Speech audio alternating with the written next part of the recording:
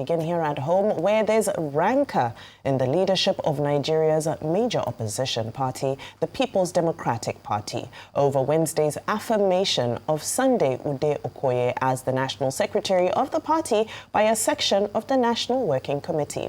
The National Publicity Secretary of the People's Democratic Party, Udeh-Okoye, had, in a statement on Wednesday, conveyed the National Working Committee's confirmation of Udeh-Okoye as the new National Secretary, saying the NWC is bound by the judgment of the Court of Appeal. But no sooner than later, reports also surfaced stating that the PDP acting national chairman, Umar Damagum, had denounced the statement, while the embattled National Secretary, Senator Samuel Anyanwu, dismissed Ologunagba's press statement as false, saying there was no such NWC meeting that was held. News sources at the PDP National Secretariat, however, confirmed to Arise News that there was an online conversation between NWC members on the matter where the issue of the National Secretary arose. Well, the headlines continue to write themselves where the PDP is concerned, and this is Season 2, Episode 10. It's only 2? I don't even know what this is. But I think the summary of everything here is that PDP is in a state of confusion, commotion, and disarray. And this is a threat to their 2027 ambition if they're going to pull any weight or have any effect on the outcome of the elections, whether at now presidential level or even gubernatorial level. They often say a house divided against itself cannot stand, and that's what we're about to see. It's beyond even the National Secretary, Bohaha. There's even the case around the disciplinary committee, and I'll come to that very shortly. But how did this all begin? So Samuel Anyanwu had gone to contest as governor for Imo State, and at the time he had to vacate his seat as National Secretary. And then in that interim, Udeh-Okoye had come to sit in, but he said he had obtained an injunction from a law court to stop his eviction or to keep his seat. Now, that decision was appealed, and then Udeh-Okoye was retained. But he said that on the same day that the appeal decision came out, he had gone to the Supreme Court to obtain an order to maintain status quo while the case is still in court. And so what they're saying is that the case is still in court, they cannot make a decision about this. However, what's even a bigger conundrum is the fact that there are principal parties of the parties who are coming out with different statements. On one hand, Debo Ologbonga, who is the spokesperson of the PDP, came out to announce that Udeh-Okoye, they want to respect the rule of law, court orders, and Udeh-Okoye is now their secretary, whilst Ambassador Magum, who is the acting chairman of the party or leader of the party, said that no, it was just a WhatsApp conversation, it wasn't anything serious, and that's why that online conversation came into play. But at the heart of all of this is that PDP is in a state of disarray, and they need to get their acts in order. The headlines have been dominated by one faction or one issue or the other, one statement and then a counter statement. Only yesterday as well, or early this morning, as reported in that story, the National Disciplinary or the Disciplinary Committee of the PDP had summoned some members of the party, high-ranking members of the party, chieftain of the party, including former Governor of Benue State, Samuel Otom, a member of the party in Benue State, Adaji, and both of them refused to show up. One of them says, the latter said he was not feeling well, so he was sick. The first said he wasn't even served, that it was an insult to his person because he found out about his invitation online and even cited a few things around Cybercrime Act and the fact that he felt disrespected and he didn't show up. And then there were questions around the fact that were the presidential candidate Abubakar Atiku or Nyesom Wike invited. And the interesting thing was that he said no petition was written against them, so they can only act based on petition. So except somebody comes to petition them. So just a lot of, there are things that are not very clear and not fair or equitable. And you can see why there's a lot of rancor in the party. And as we move forward, and we're talking about opposition party, the strength of opposition parties, it's quite a shame that what ought to be the main opposition party is in so much, they have so many issues that they cannot even face the business of opposition. When you're trying to settle your house within, you don't even have time for the others. And so it then begin to ask questions around these allegations around, oh, is the APC or another party that is trying to sow seeds of discord.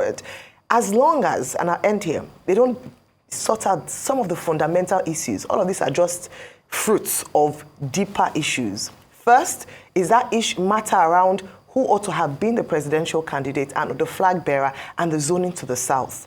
Next would then be the party chairman, the chairmanship of the party, which hasn't yet been fully resolved.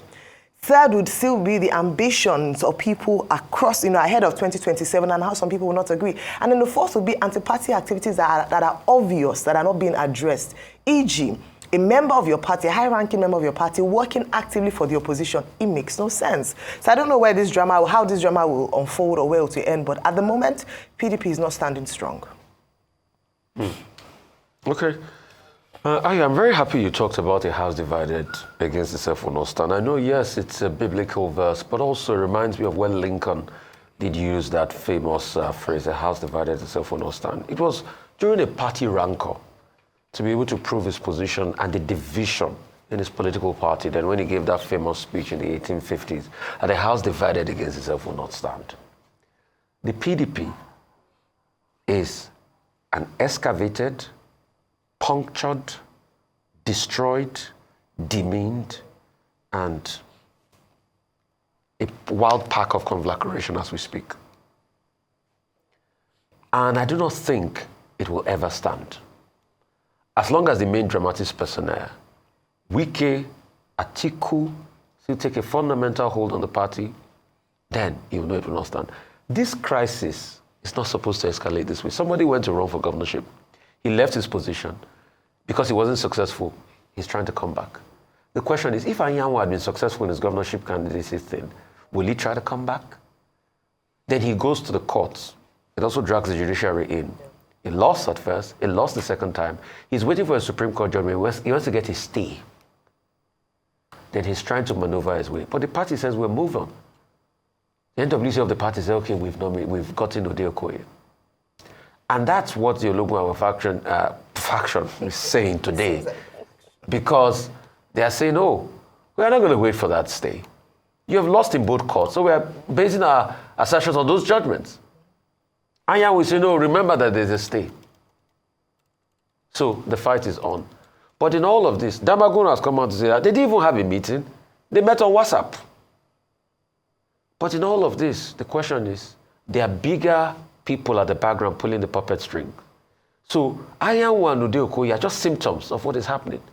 And that's why I don't think it will ever stand. Now going further, they set up a team to discipline people. The disciplinary committee says they send out statements. The people say they didn't get it. The people they are trying to discipline have shown a grave level of indiscipline towards the disciplinary committee. While all of this is going on, the National Working Committee that sat, the states of the head of that National Working Committee, Adolphus Wabara State, removes him for the PDP. The PDP starts to fight that state. His state chapter starts to fight the national body. National body says, you don't have the right to do it. State chapter say, okay, go ahead. I don't know if you ever watch Jaguar. Jaguar says, yam pepe scatter scatter, ishwata nyoron nyoron. It means it's an absolute state of confusion and conflagration in the PDP as we speak. So the state executive is fighting the national is fighting the states, two people fighting within the political party. The two puppeteers are pulling the puppet string. The next question is, where do they go from here? I don't know.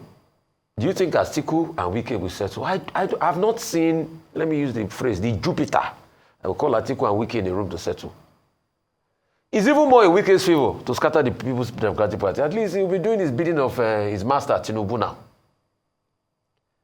Atiku is going around saying he wants to run. On what platform is he going to run? Is the PDP. You see, the biggest fight will be when they finally decide to do a convention or they go for party primaries. It's going to be a free-for-all.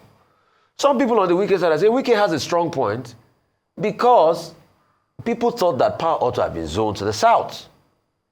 And even if power was zoned to the south, and even if somebody from the north got the ticket, then the party chairman then, you should have resigned. Yeah. But he didn't resign. Then Wike now feels even greater pains because his friend, Tambawa, that he had helped in the past, was now part of those that they were shaking hands and saying was a hero because of what he did to be able to ensure that he would go. So I don't think PDP can get out of this. And it's sad for the opposition in Nigeria because nobody to be able to combat the challenges we have. Absolutely. Last year, Atiku Abubakar put up quite a convincing, shall I call it a fight, as an opposition leader, as we saw that he was consistently vocal about the current administration's policies, and he was putting out great thought leadership pieces, and we felt that this is a vibrant opposition. But unfortunately, this is what it's now coming down to. At the end of the day, when you have individuals who can't even respect their own internal party rules and regulations, can't even respect their own leadership structures within the party, I'm not sure that's an indication of people that you now want to transplant and put in government organizations to oversee all of the running of the nation. It makes absolutely no sense. Now, some people are celebrating this decision by the National Working Committee and are saying that it's a step in the right direction, and it indicates that the National Working Committee is ready to start taking some decisive positions. So if that be the case, then let it be the beginning of a journey where we see the National Working Committee sticking to what's right, sticking to rules and order, and beginning to do some sort of cleansing within the organization. However, it's a tall order that they have against them because you have a foundational issue around discipline.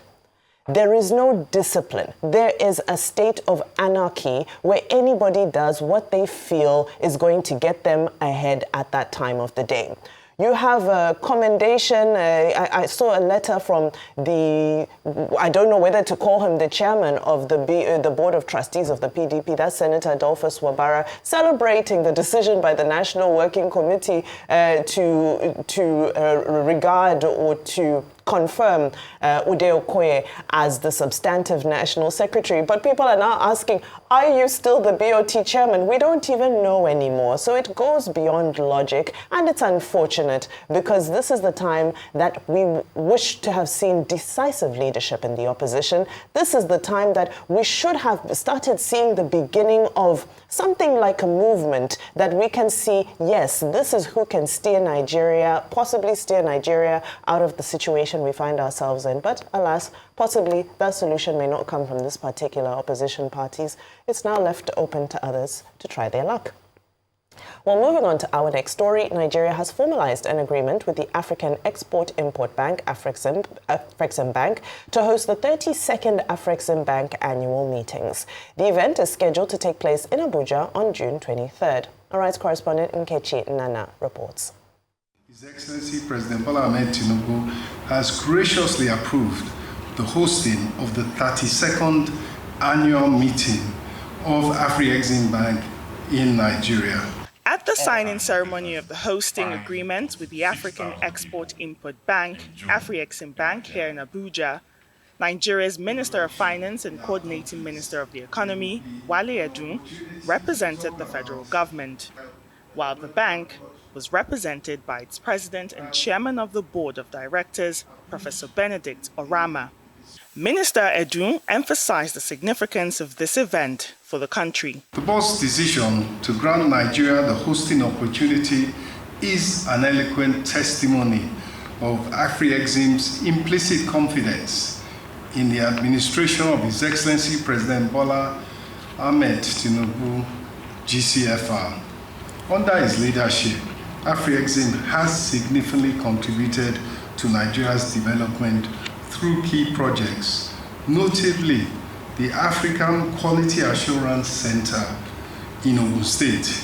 Likewise, the African Medical Center of Excellence in Abuja is set to commence operations in a few weeks rather than a few months' time.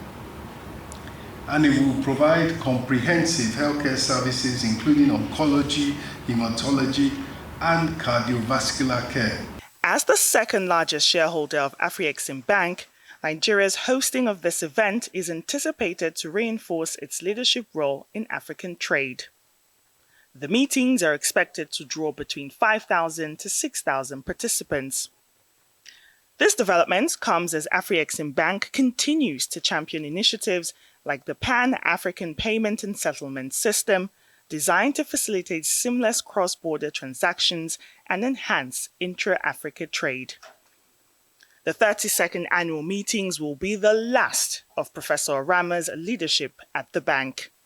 He highlights the expectations at the upcoming events. At this year's annual meeting that we'll be holding here,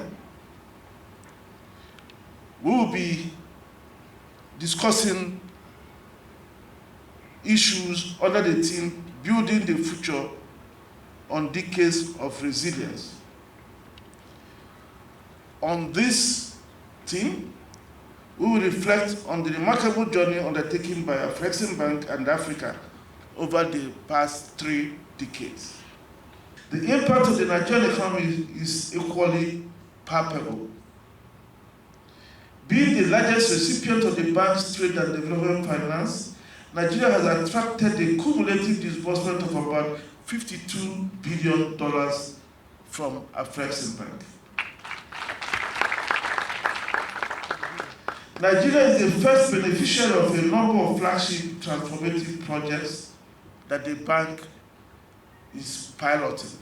As Nigeria prepares to host the Afreximbank annual meetings, the focus will be on harnessing this platform to boost non-oil exports, support SMEs, and accelerate the implementation of the Africa Continental Free Trade Agreement. Nkechi Nana, Arise News, Abuja.